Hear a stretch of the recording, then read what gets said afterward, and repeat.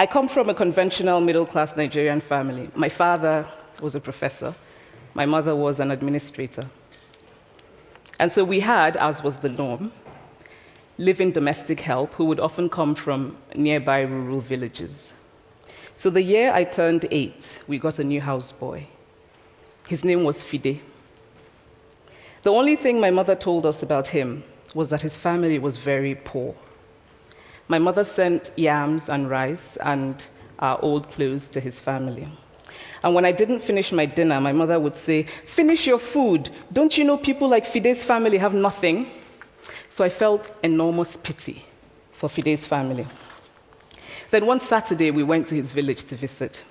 And his mother showed us a beautifully patterned basket made of dyed raffia that his brother had made. I was startled. It had not occurred to me that anybody in his family could actually make something.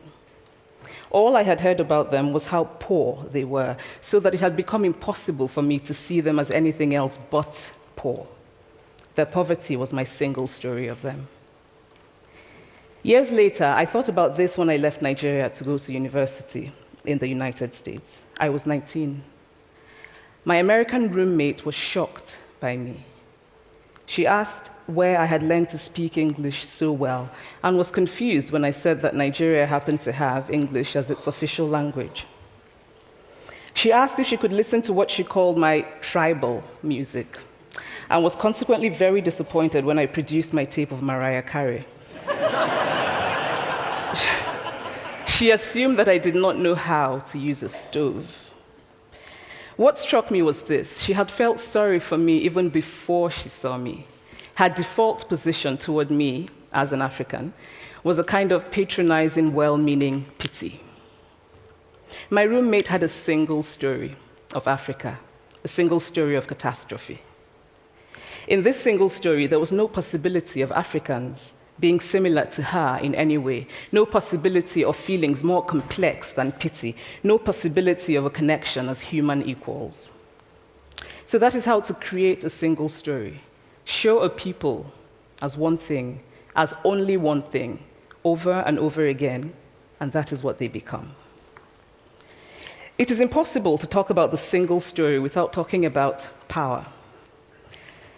There is a word, an Igbo word, that I think about whenever I think about the power structures of the world, and it is nkali. It's a noun that loosely translates to be greater than another. Like our economic and political worlds, stories too are defined by the principle of nkali. How they are told, who tells them, when they are told, how many stories are told, are really dependent on power.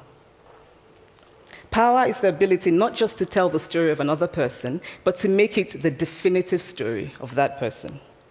The Palestinian poet Mourid Barghouti writes that if you want to dispossess a people, the simplest way to do it is to tell their story and to start with secondly. Start the story with the arrows of the Native Americans and not with the arrival of the British, and you have an entirely different story.